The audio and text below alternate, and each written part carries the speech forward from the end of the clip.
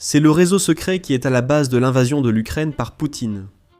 Des navires suspects transportent du pétrole illicite dans le monde entier et réinjectent l'argent dans la machine de guerre. C'est l'arme la plus précieuse de la Russie, mais la France vient de montrer au monde entier comment la démanteler, et elle l'a fait sans tirer un seul coup de feu.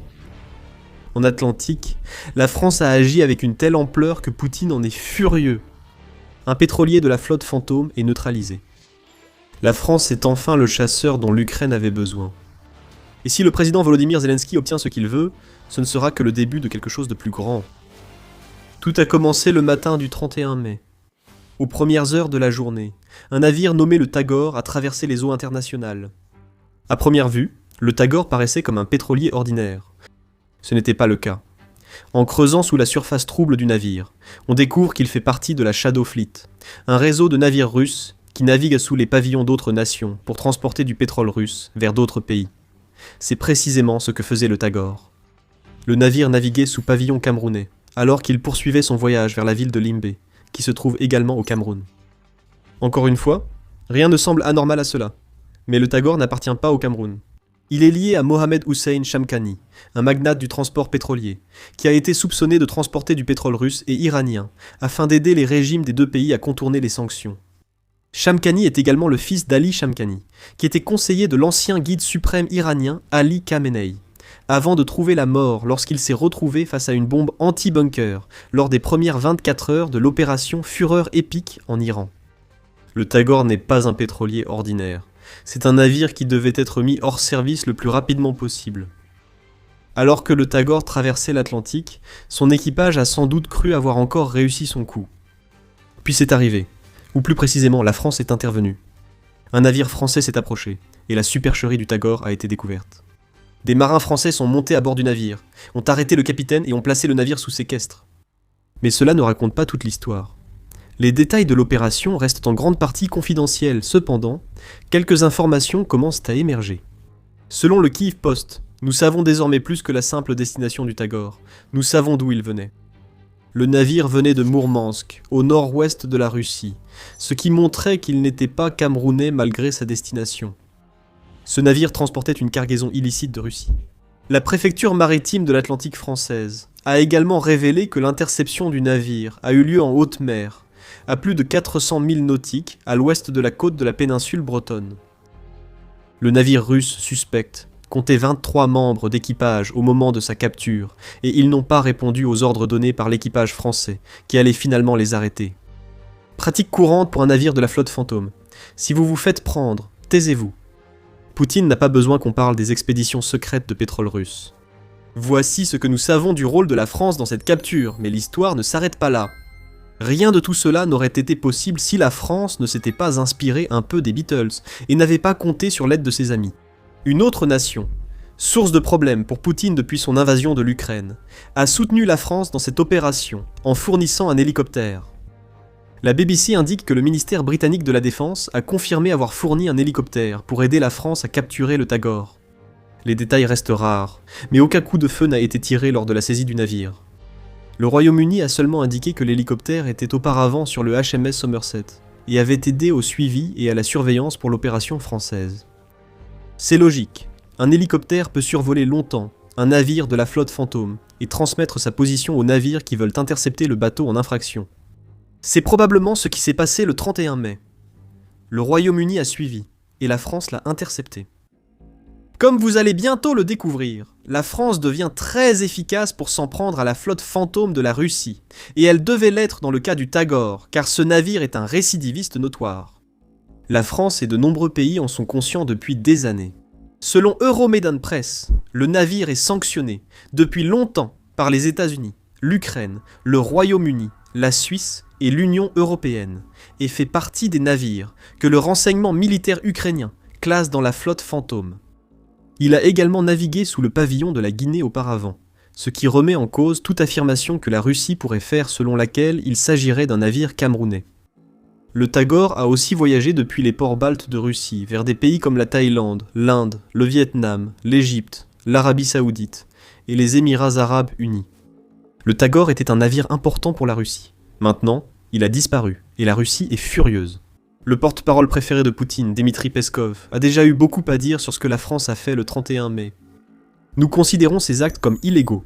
Ils frôlent la piraterie internationale, a déclaré Peskov avant de faire des affirmations vagues, selon lesquelles la Russie prend des mesures pour assurer la sécurité de sa cargaison.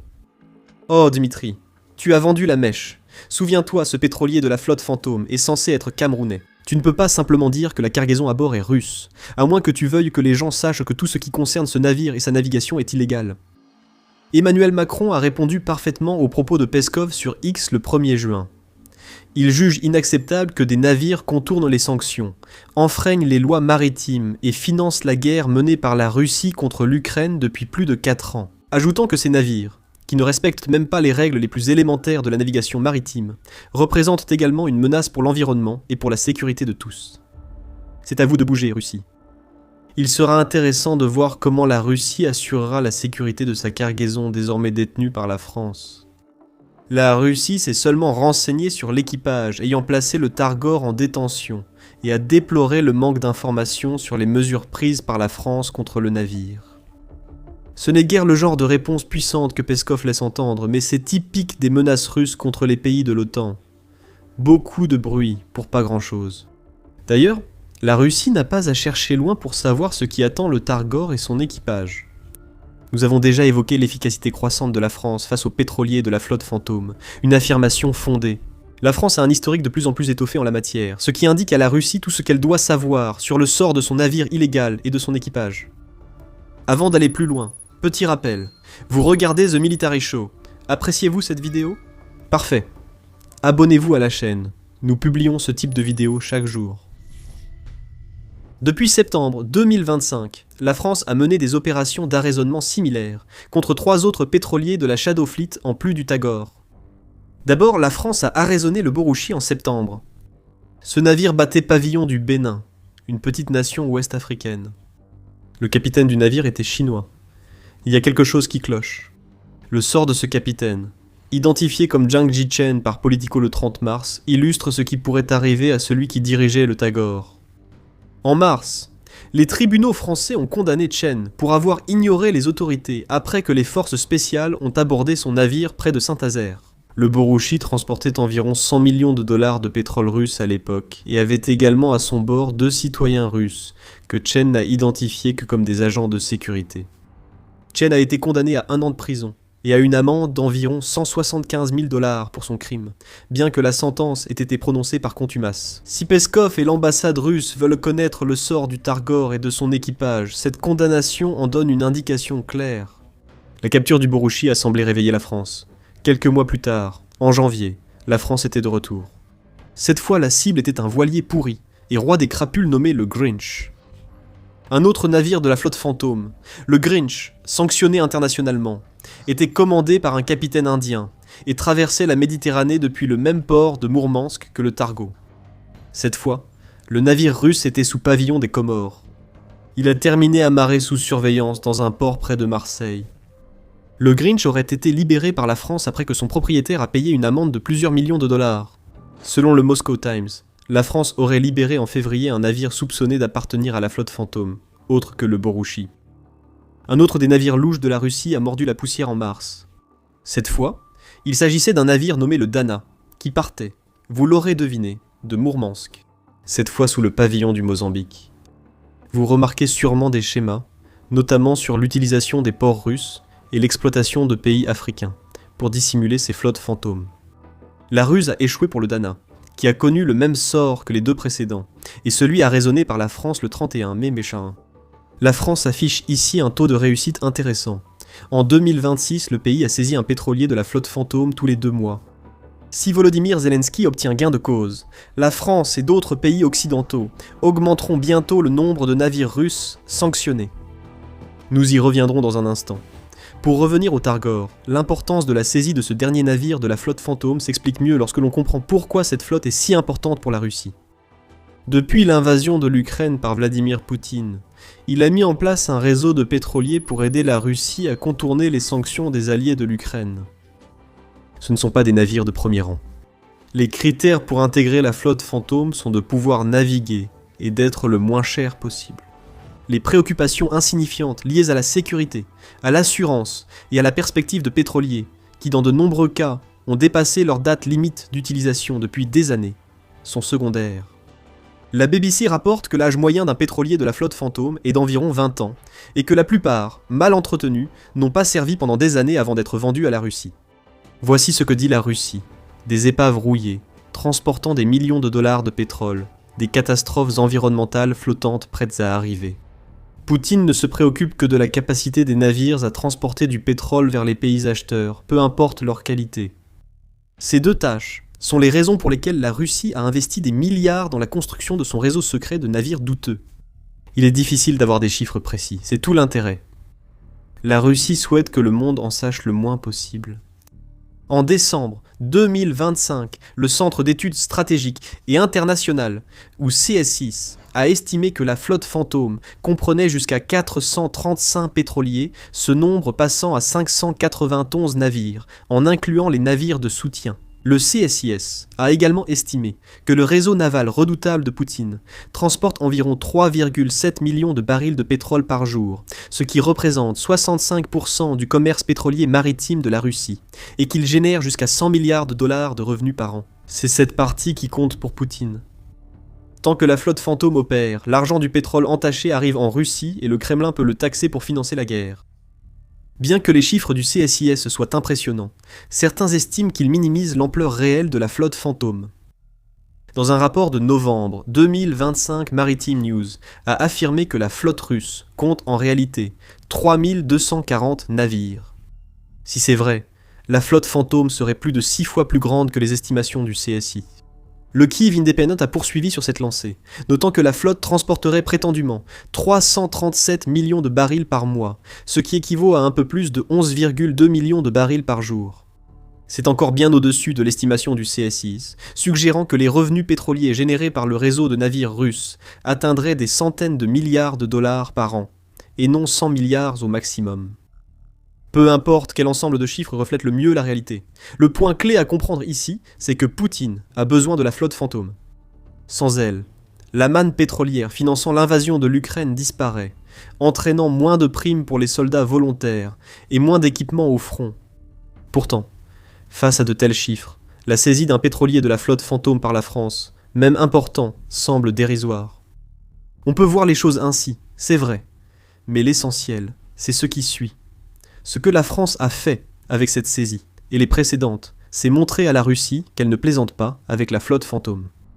Si la France repère un pétrolier suspect, elle fera tout pour le capturer, ce qui fait que les routes que la Russie croyait sûres ne peuvent plus être empruntées.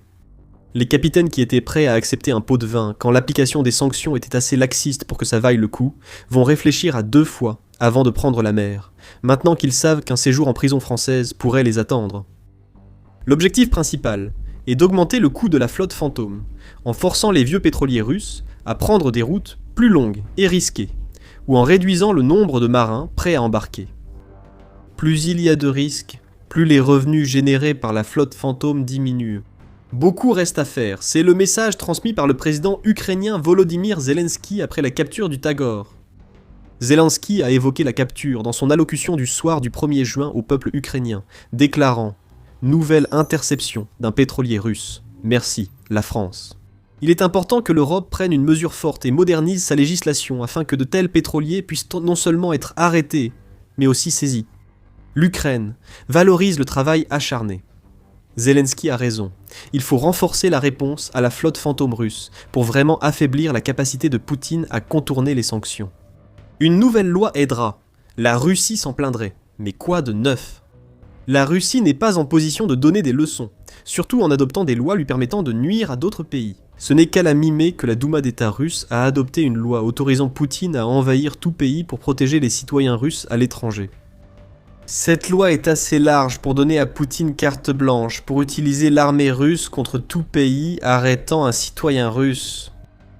Zelensky demande aux nations occidentales d'adopter des lois pour confisquer totalement les cargaisons et pétroliers russes, ce qui est logique. Les appels de Zelensky à l'Occident pour autoriser la confiscation totale des cargaisons et pétroliers russes prennent tout leur sens. Ce serait une escalade, mais cela enverrait aussi un message clair à Poutine. Il ne pourra plus agir librement avec sa flotte Fantôme contournant les sanctions. Pour l'Ukraine, la récente saisie française doit servir de tremplin à de nouveaux progrès, pas être l'apogée de la campagne de sanctions. Et si l'Occident passe à la vitesse supérieure et devient encore plus sérieux, Poutine sera vraiment en difficulté. L'Ukraine fait déjà tout pour stopper le flux de pétrole illicite russe via ses frappes aériennes. CNN rapporte que, entre janvier et mai, l'Ukraine a attaqué 15 raffineries de pétrole russe avec des drones longue portée, mettant hors service 40% de la capacité de raffinage du pays. Ces frappes sont accompagnées d'attaques contre les terminaux pétroliers russes, avec l'intention claire d'empêcher les navires de la flotte fantôme de charger et d'exporter le pétrole. Tous les ingrédients d'une stratégie visant à écraser la flotte fantôme sont réunis. L'Ukraine frappe le pétrole russe à la source, réduisant l'utilisation des ports nécessaires au chargement. La France montre que la prochaine étape doit être de renforcer l'application de la loi en mer. Alors que l'Ukraine frappe la source, l'Occident devrait cibler les navires quittant la Russie.